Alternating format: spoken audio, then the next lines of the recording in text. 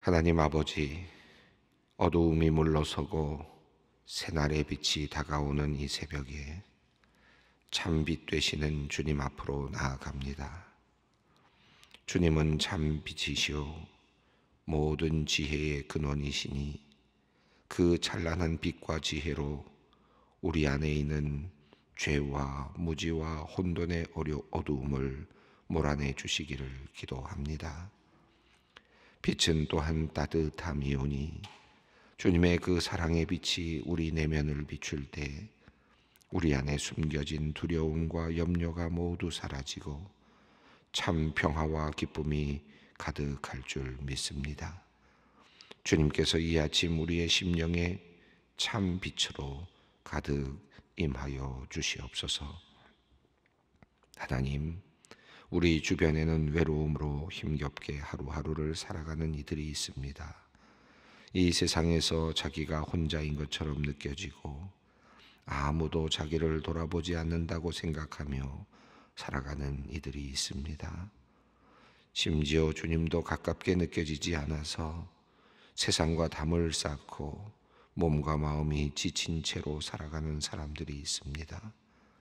사랑의 주님, 이들이 외로움의 자리를 털고 일어나게 하여 주시기를 기도합니다. 이들에게 주님의 빛을 비추어 주시옵소서. 따뜻하고 다정하며 사랑스러운 그 주님의 빛이 그들의 살갗에 닿고 그들의 눈에 닿고 그들의 심령 깊은 곳에까지 닿게 하여 주시옵소서. 삶의 모든 순간에 우리 주님께서 동행하고 계심을 알게 하여 주시옵소서. 신실하신 주님께서 늘 함께 하시고 한결같은 사랑으로 지켜주심을 깨달아 어둠 속에서 일어나 빛으로 나오게 하시며 외로움과 두려움에서 벗어나 주님께서 주신 귀한 인생 가치 있고 보람 있게 사는데 힘을 쏟게 하여 주시옵소서.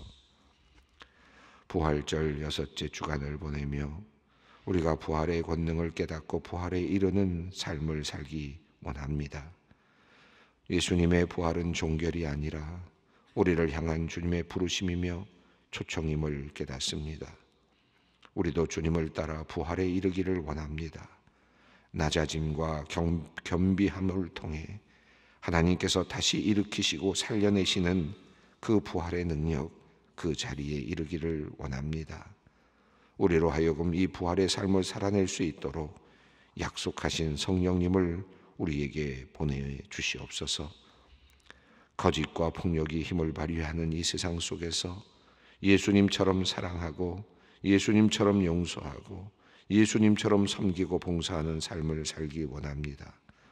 죽음의 권세 앞에서 소망 없는 자들과 같이 슬퍼하지 않게 하시고 견실하며 흔들리지 말고 항상 주의 일에 더욱 힘쓰는 우리 모두가 되게 하여 주시옵소서.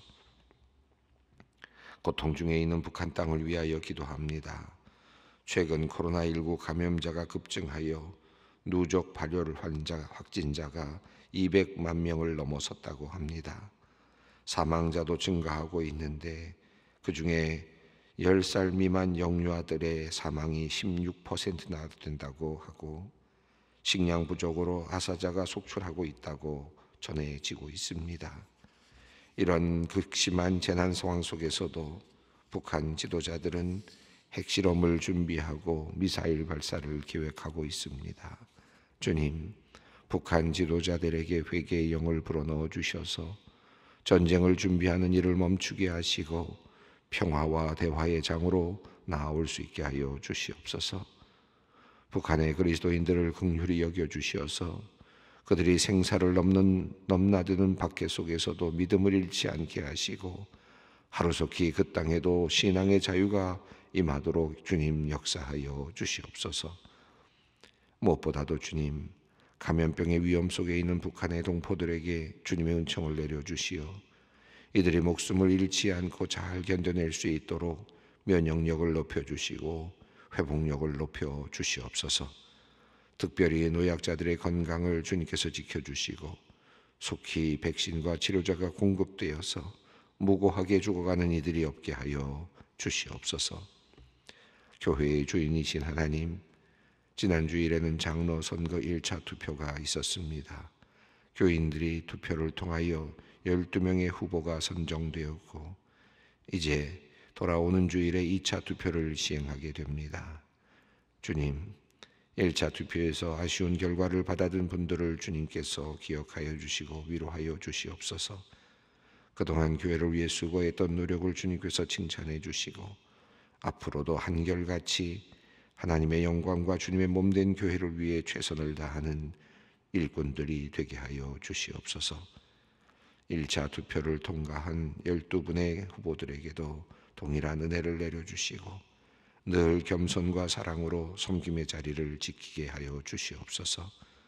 이들이 섬기는 자리마다 예수 그리스도의 향기가 아름답게 바라게 하시고 오직 예수님의 이름만이 높여지는 성숙한 후보들이 되게 하여 주시옵소서. 한 주간 동안 더욱 기도하게 하시고 주님의 뜻을 구하며 마음의 결단을 단단히 하는 의미 있고 복된 시간 되게 하여 주시옵소서. 하나님, 성도들의 급한 사정을 아뢰입니다. 며칠 전 갑작스럽게 왼쪽 몸 전체에 마비가 와서 응급실에 급히 입원하여 검사를 진행하고 있는 권사님을 위해 기도합니다. 지구에서도 공동체에서도 교회를 위해 늘 앞장서서 헌신하던 권사님의 육신을 주님께서 돌보시고 살펴주셔서 모든 검사에 이상이 없게 하시고 모든 세포와 조직을 온전케 하셔서 하나님의 놀라운 치유하심으로 건강을 온전히 회복케 하여 주시고 함께 기도하는 성도들과 식구들 모두에게도 하나님의 놀라운 은혜를 경험하는 귀한 시간이 되게 하여 주시옵소서. 오늘 오른쪽 무릎 인공관절 수술을 하고 일주일 후에 다시 왼쪽 무릎 수술이 예정된 권사님을 위해 기도합니다. 두려움도 걱정도 있지만 주님 의지합니다. 성공적인 수술 되게 하시고 후유증이 없게 하여 주시옵소서. 권사님의 마음에 담대함과 평안 주시고 마침내 고통 없이 힘차게 걷고 뛰는 기쁨을 누리게 하여 주시옵소서. 이제 말씀 앞으로 나아갑니다. 우리의 생각과 경험을 내려놓고 겸허히 주님의 뜻을 구하게 하여 주시옵소서. 성령님의 역사하심을 통하여 우리의 눈과 귀를 열어주시고 말씀을 깨닫게 하여 주시옵소서. 우리 주 예수 그리스도의 이름으로 기도 올리옵나이다. 아멘. 오늘 우리에게 주시는 하나님의 말씀은 데살로니가전서 4장 13절로 18절까지 말씀입니다. 데살로니가전서 4장 13절로 18절까지 말씀을 우리 함께 봉독하도록 하겠습니다. 형제들아, 자는 자들에 관하여는 너희가 알지 못함을 우리가 원하지 아니하노니 이는 소망 없는 다른 이와 같이 슬퍼하지 않게 하려 함이라. 우리가 예수께서 죽으셨다가 다시 살아나심을 믿을진대 이와 같이 예수 안에서 자는 자들도 하나님이 그와 함께 데리고 오시리라. 우리가 주의 말씀으로 너희에게 이것을 말하노니 주께서 강림하실 때까지 우리 살아남아 있는 자도 자는 자보다 결코 앞서지 못하리라. 주께서 호령과 천사장의 소리와 하나님의 나팔 소리로 친히 하늘로부터 강림하시리니 그리스도 안에서 죽은 자들이 먼저 일어나고 그 후에 우리 살아남아 있는 자들도 그들과 함께 구름 속으로 끌어올려 공중에서 주를 영접하게 하시리니 그리하여 우리가 항상 주와 함께 있으리라. 그러므로 이러한 말로 서로 위로하라. 아멘. 데살로니가 교회의 좋은 소식을 듣고 기뻐하면서 또 감사 인사를 나누고 그리고 또 바울은 또 지난 그 데살로니가 교회를 돌보게 되었던 과정들을 한번 회상을 했지요. 그리고 하나님께 감사를 드렸습니다. 그리고 나서 4장에서부터 이제 권면이 시작이 되었는데 우리는 지금 13절을 읽고 있는데 1절부터 12절까지 내용 속에서 우리가 이제 어떻게 살 것인가, 데살로니가 교회 교인들에게 또 앞으로 또 데살로니가서를 읽을 또 다른 교회의 모든 교우들에게 앞으로 우리가 어떻게 살아야 할 것인가에 대한 권면을 시작했습니다. 그 권면의 가장 그 중심에는 하나님을 기쁘시게 하라라고 하는 말씀이 있었죠. 아마 여러분이 지난 시간에 공부하셨으니까 기억하실 것입니다. 우리가 어떻게 살아야 할 것인가 라는 질문을 던질 때 먼저 주시는 또 대답, 그리고 하나님의 귀한 우리가 살아야 될 방식으로서의 대답이 있다면 그것은 하나님을 어떻게 하면 기쁘시게 할 것인가 라고 하는, 이것은 어떤 것에 매여 있는 것이 아니다 라고 말씀을 드렸습니다. 도리어 굉장히 열려 있는 그런 의미라고 말씀을 드렸는데, 하나님을 기쁘시게 하라 라고 하는 큰 대답을 주었죠. 그리고 나서 하나님을 기쁘시게 하는 것에 관하여서 몇 가지 이야기를 시작했습니다. 제일 먼저 사도 바울이 했던 것은 거룩하라 라는 말씀이었습니다. 거룩에 대해서는 음란과 색욕과 또는 뭐 동성과 관련된 것, 이런 것들에 관련된 내용들이 설명이 되었습니다. 바울은 거룩해야 한다라고 했고, 거룩하지 못한 것은 거룩하도록 지으신 하나님을 저버리는 일이다라고 말씀을 했죠. 거룩하라라고 했고, 두 번째는 사랑에 대한 이야기를 했습니다. 형제들을 사랑하라라고 하는 내용을 설명했고, 그리고 마지막 부분에 우리가 많이 다루지는 못했습니다만은 노동에 대한 이야기를 했습니다. 조용하게 자기 일을 하라라고 하는 것이었고, 또 다른 사람들에게 모범이 되라라고 하는 그런 말씀이었습니다. 그래서 우리가 자기의 손으로 일하면서 그 노동의 대가로 또 살아가고, 또 그리고 또 다른 사람들에게도 모범이 되는 그와 같은 삶을 이야기했습니다. 자, 그리고 나서 오늘 4장 13절인데요. 여기서부터는 조금 큰 주제 하나에 집중합니다.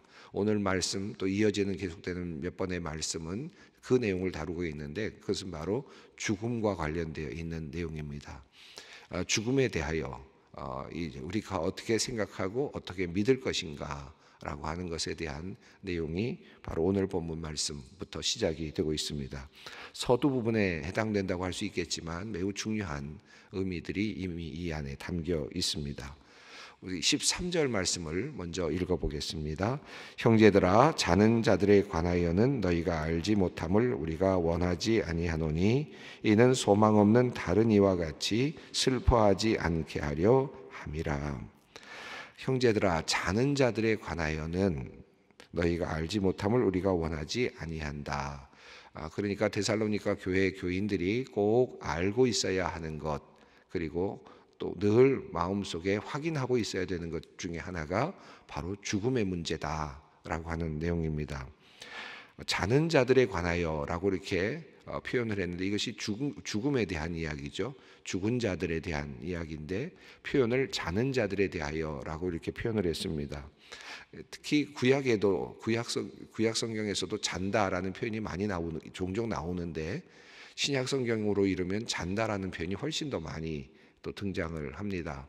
스데반이 죽었을 때 사도행전 7장을 보면 스데반이 잔이라라고 이렇게 표현이 되어 있는 부분을 보게 될 수 있고요.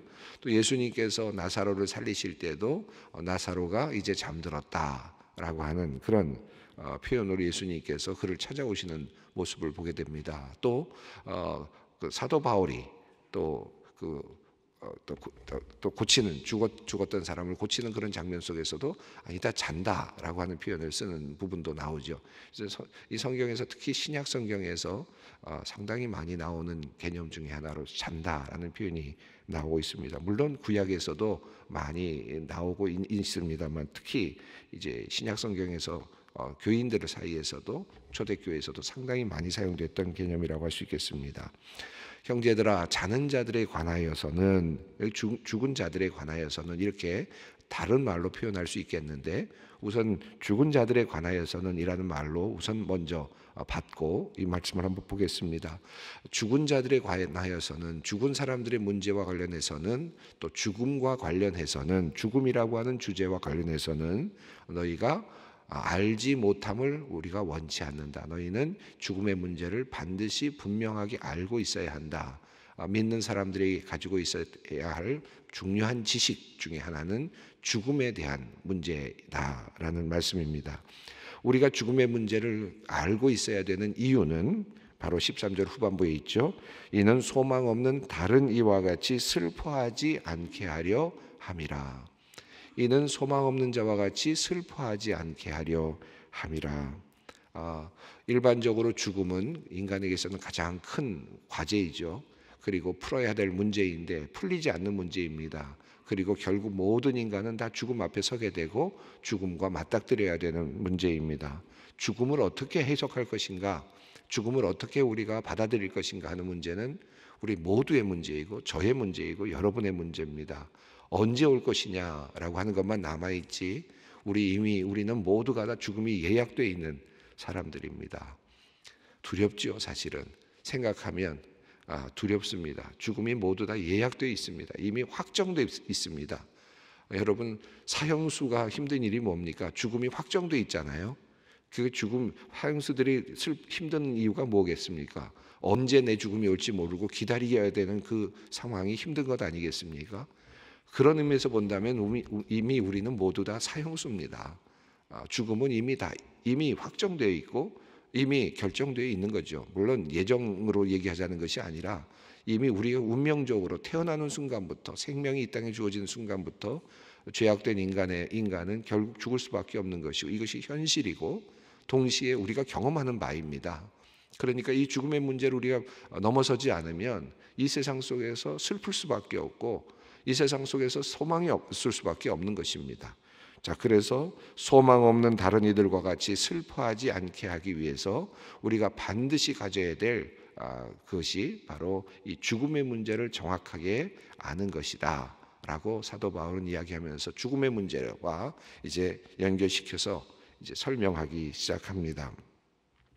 자, 여기 말씀하시면서 형제들아, 자는 자들에 관하여는 너희가 알지 못하면 우리가 원하지 아니한다. 이는 소망 없는 다른 이와 같이 슬퍼하지 않게 하려 함이라. 근데 사실은요, 여러분이 깊이 좀 더 생각해 볼 필요가 있습니다. 제가 오늘은 이 문제를 더 깊이 이야기는 하지 않으려고 하지만, 그러나 당시에 이미 고린도 또 데살로니가 그리고 뭐 아데네와 같은 이런 지역에서는 이미 많은 철학자들이 죽음의 문제에 대해서 이야기를 하고 있었죠. 그래서 이미 죽음의 문제에 대해서 해결책들을 나름대로 내어놓은 것들이 참 많았습니다. 뭐 시닉 철학자들도 마찬가지고 또 더 나아가서 또 영혼 불멸을 주장하는 그런 철학자들도 상당히 많았죠. 특히 그리스 철학은 영혼 불멸에 대한 사상이 많았기 때문에 죽으면 육체로부터 우리가 탈출해서 영혼이 탈출해서 도리어 영혼이 자유로워진다라고 하는 그런 가르침을 통해서 뭔가 죽음을 도리어 어떤 미화하고 있었습니다. 그래서 마치 탈출구가 있었던 것처럼 그렇게 보였고, 또 실제로 그리스 철학자들이나 이런 철학자들의 그런 이야기를 따르는 사람들은 죽음의 문제를 나름대로 해결했다고 생각하는 사람들이 상당히 많이 있었다라는 것입니다. 그러니까 그런 사람들 입장에서도 역시 우리도 죽음의 문제를 해결했고 우리도 소망이 있다라고 이렇게 이야기를 할 수 있는 부분이 없지는 않았다는 말씀입니다. 그러나 영혼이 그렇게 우리가 해방된다, 그리고 육체로부터 벗어난다, 그래서 도리어 육체의 감옥에 갇혀 있었던 그런 영혼이 이제 죽을 때 완전히 해방돼서 훨훨 날아간다 라고 하는 것까지 이야기를 하고 있었다면, 그러나 그 다음에 어떻게 되는지에 대해서는 또 대답을 하기가 어려운 부분도 없지 않았습니다. 자, 이런 상황들을 기억하면서 본문을 읽을 필요가 있습니다. 그러니까 지금 이 그리스 지역에 또 그리스 문화권에 있는 그런 지금 헬라 문화권 안에 있었던 사람들에게는 이런 지식은 굉장히 또 만연한 지식이었기 때문에 그런 상황 속에서도 기독교 진리는 어떻게 다른가, 또 우리가 믿고 있는 것은 다른 어떤 철학적 사조와 어떻게 또 다른 희망의 구조를 갖고 있는가, 이것이 왜 중요한가를 우리가 깊이 생각하면서 묵상할 필요가 있겠습니다. 자, 그 중요한 이유는 14절에 조금 더 분명하게 드러나고 있습니다. 함께 읽겠습니다. 우리가 예수께서 죽으셨다가 다시 살아나심을 믿을진대 이와 같이 예수 안에서 자는 자들도 하나님이 그와 함께 데리고 오시리라. 예수께서 죽으셨다가 다시 살아나셨다 라고 하는 이 사실이 우리에게는 희망의 근거가 된다라고 하는 것입니다. 철학자들은 그저 죽으면 영혼이 그냥 홀홀 날아간다라고 그렇게 이야기를 하지만 어느 누구도 그것을 보여주거나 확증한 사람이 없습니다. 어느 누구도 그것을 증명한 사람도 없습니다. 그러나 예수님께서는 이 땅에 오셔서 몸을 입으시고 이 땅에 사시고 그리고 십자가에 달려 죽으셨다가 사흘 만에 다시 육체의 모습을 입고 다시 살아나셨다라고 하는 예를 보여주셨다는 것이죠. 참다운 예를 보여주셨다. 실예를 보여주셨다. 이 세상에서 어느 누구도 경험할 수 없는, 어느 누구도 그렇게 해낼 수 없는 그런 일을 예수 그리스도께서 친히 하셨다. 왜냐하면 그분은 하나님의 아들이었기 때문입니다. 그래서 그분이 우리로서는 원죄가 있는 모든 인간들은 도저히 할 수 없는 죽음의 문제로부터 해결을 할 수 없는 존재였지만 죄가 없으신 예수 그리스도께서 이 땅에 오셔서 마치 죄인들과 같이 되셔서 죄인들처럼 되셔서 십자가에 달려 돌아가시고 그리고 죽으시고 죄의 형벌을 받으시고 그리고 죽으셨다가 사흘 만에 다시 하나님께서 그를 다시 일으켜 세우시는 기적을 보여주심으로써 하나의 모든 죽었던 자들의 살아나는 예가 되셨다. 인간으로서는 있을 수 없는 예를 만들어내셨다라고 하는 사실입니다. 이것이 우리의 믿음의 근거고 우리가 죽음의 문제를 생각할 때 뚫고 나갈 수 있는 유일한 통로다라고 하는 사실입니다. 죽음의 문제를 뚫고 나갈 수 있는 유일한 통로가 있다면 이 땅에 왔던 한 인간의 모습을 가지고 왔던 한 분이 바로 그 죽음의 문제를 뚫고 나갔다라고 하는 그 사건, 그것이 우리에게는 유일한 통로고 유일한 희망이다라는 사실입니다. 이것은 믿음으로 가능합니다. 이것이 세상 사람들에게는 또 다른 허탄한 이야기처럼 들릴 수도 있습니다. 그러나 성령을 통해서 우리에게 주시는 그 믿음을 통해서 우리는 그것이 보이게 되고 보게 됩니다. 그것이 우리에게는 희망이 되는 것이죠. 그래서 믿지 못하는 사람은 결국은 이것을 받아들일 수 없습니다. 그저 한 가지, 그저 이야기에, 그저 하나의 가설에 불과하죠. 그러나 이것을 믿는 사람들에게는 이것이 통로가 되고 이것이 유일한 희망이 됩니다. 그리고 이것은 성령을 통하여서 우리에게 하나님께서 우리에게 주시는 이 믿음은 축복이라고 할 수 있습니다.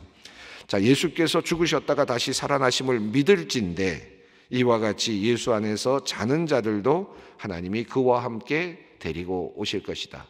자, 그분의 예 때문에, 예수 그리스도 때문에 우리도 이제 자는 자들도, 죽은 모든 사람들도 예수께서 그들을 데리고 오실 것이다. 그 능력, 죽음을 이기신 그 능력으로 예수님께서 그 사람들을, 죽었던 자들을 데리고 오실 것이다 라고 그렇게 고백하는 것입니다.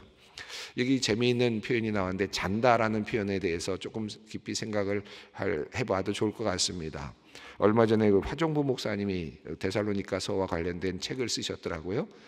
제가 잠깐 이 부분을 쭉 읽어보면서 이 자는 자들에 관한 부분을 이렇게 이야기를 하는 것을 보면서 제 마음에 감동이 있었습니다. 이 잔다라는 표현을 쓴 것이 의미를 이야기하시면서 첫 번째 잔다라는 의미는 쉰다라는 의미다. 그래서 쉰다라는 하나의 의미가 이 안에 들어있다.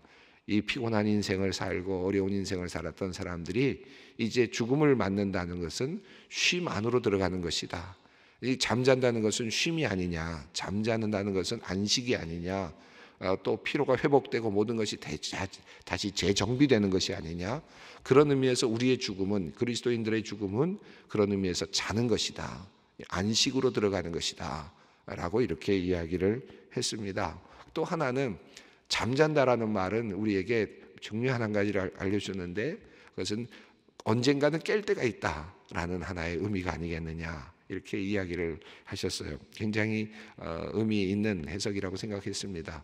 잠잔다는 것이 주고 있는 그 의미가 굉장히 큽니다. 잠잔다, 우리가 안식 안으로 들어가는, 죽음은 나의 모든 힘들었던 모든 인생을 뒤로 하고 이제 내가 안식 안으로 들어가는 것, 쉼으로 들어가는 것이고 결국은 쉬다가 하나님께서 부르시는 그날, 예수께서 부르시는 그날 우리가 이제 깨어난다라고 하는 그런 믿음, 그 믿음이 지금 잔다라는 말씀 속에 있다라는 해석입니다. 자, 이제 15절 말씀을 읽습니다. 우리가 주의 말씀으로 너희에게 이것을 말하노니 주께서 강림하실 때까지 우리 살아남아 있는 자도 자는 자보다 결코 앞서지 못하리라. 주의 말씀으로 너희에게 이것을 말하노니, 이 표현이 여기서 우리 바울이 지금 말하고 있는 내용이 단순하게 자기 의견이 아니라는 사실을 알 수 있습니다. 적어도 사도 바울은 지금 주님의 말씀을 근거로 해서 지금 이 이야기를 하고 있다라는 것입니다. 그저 한계에 놓여 있는 그저 한 인간의 의견이 아니라 지금 이것은 하나님께서 그에게 영감을 주시고 또는 예수 그리스도께서 직접 하셨던 그 말씀을 근거로 해서 사도 바울이 이 말을 하고 있다. 이 죽음에 대한 문제를 지금 전하고 있다라고 하는 그런 확실한 근거를 보여주고 있습니다. 그러면서 말씀하기를 주님께서 강림하실 때까지 살아남아 있는 자도 또 자는 자보다 결코 앞서지 못할 것이다. 다시 말하면 예수 그리스도의 그 강림 그리고 부활, 죽음 이후에 예수께서 우리 모두를 살리시는 이 놀라운 역사는 누군가 더 우가 되고 누가 더 열한지, 다시 말하면 어느 쪽이 유리한지 그것은 판별할 수 없다. 다시 말하면 똑같다라고 하는 말씀입니다. 예수 그리스도께서 이 땅에 오셔서 죽은 자를 살려내시고 부활의 능력을 보여주실 때 살아있는 자와 죽은 자가 동일한 그런 혜택을 누리게 된다라고 하는 말씀이죠. 도리어 살아있는 것이 더 유리할 거다라고 생각하고 있었던 당시의 사람들에게 그렇지 않다라고 하는, 죽었다고 해서 모든 것이 끝났거나 또는 우리가 살아있는 사람이 먼저 우선권이 있고 죽었던 사람은 나중에 온다는 그런 개념이 아니다. 동일한 하나님의 은혜가 주어지고 있다라는 사실을 말씀하고 있습니다. 도리어 죽었던 자들이 먼저 일어난다라고 그렇게 거꾸로 그들의 생각과는 달리 이야기를 합니다. 16절, 17절 말씀입니다. 주께서 호령과 천사장의 소리와 하나님의 나팔 소리로 친히 하늘로부터 강림하시리니 그리스도 안에서 죽은 자들이 먼저 일어나고 그 후에 우리 살아남은 자들도 그들과 함께 구름 속으로 끌어올려 공중에서 주를 영접하게 하시리니 그리하여 우리가 항상 주와 함께 있으리라. 중요한 거 보시죠. 16절 주께서라고 했는데 여기서는 주께서라는 말씀은 예수 그리스도이시죠. 우리를 위해 죽으셨다가 다시 살아나신 그리고 하늘로 올라가신 그 주께서 다시 강림하신다. 이것이 우리의 믿음입니다. 그리고 그때 오실 때에는 모든 소리와 더불어서 그리고 알려질 수 있는 모든 것들을 통하여서 주님께서 공개적으로 친히 강림하실 것이다. 비밀스럽게 오시지도 아니하고 다른 사람을 보내는 것도 아니다 라는 사실입니다. 이 부분에서 여러분께서 꼭 기억하셔야 할 것은 세상의 많은 이단들이 이제 내가 재림 예수다 라고 그렇게 가르치는데 비밀스럽게 와서 또 예수가 아닌 다른 사람으로 와서 내가 재림 예수다, 예수를 대체한다 라고 그렇게 가르치는 경우들이 많은데 그것은 잘못된 것이고 그리고 바르지 않은 신앙의 가르침입니다. 그리고 그것은 이단입니다. 여러분께서 우리가 믿어야 될 것은 그 예수께서 이 땅에 오신다. 우리를 위해 죽으셨던 그분께서 이 땅에 오신다. 그때는 공개적으로 오신다. 모든 소리와 더불어서 공개적으로 나타나신다 라는 사실이 우리의 믿음이고 신앙이라고 할 수 있겠습니다. 자, 그러므로 서로 이러한 말로 위로하라 라고 말씀합니다. 이 위로에 대한 이야기는 또 뒤에 계속 이어지기 때문에 계속해서 우리가 조금 더 나중에 다루도록 하겠습니다. 죽음이 있다는 것은 현실이죠. 죽음이 있다는 것은 슬픔입니다. 죽음이 있다는 것은 두려움입니다. 그러나 우리 믿는 자들에게는 죽음은 위로입니다. 왜냐하면 우리에게는 부활의 소망이 있기 때문입니다. 함께 기도의 자리로 나아가겠습니다. 하늘에 계신 우리 아버지, 아버지의 이름을 거룩하게 하시며 아버지의 나라가 오게 하시며 아버지의 뜻이 하늘에서와 같이 땅에서도 이루어지게 하소서. 오늘 우리에게 일용할 양식을 주시고 우리가 우리에게 잘못한 사람을 용서하여 준 것 같이 우리 죄를 용서하여 주시고 우리를 시험에 빠지지 않게 하시고 악에서 구하소서. 나라와 권능과 영광이 영원히 아버지의 것입니다. 아멘.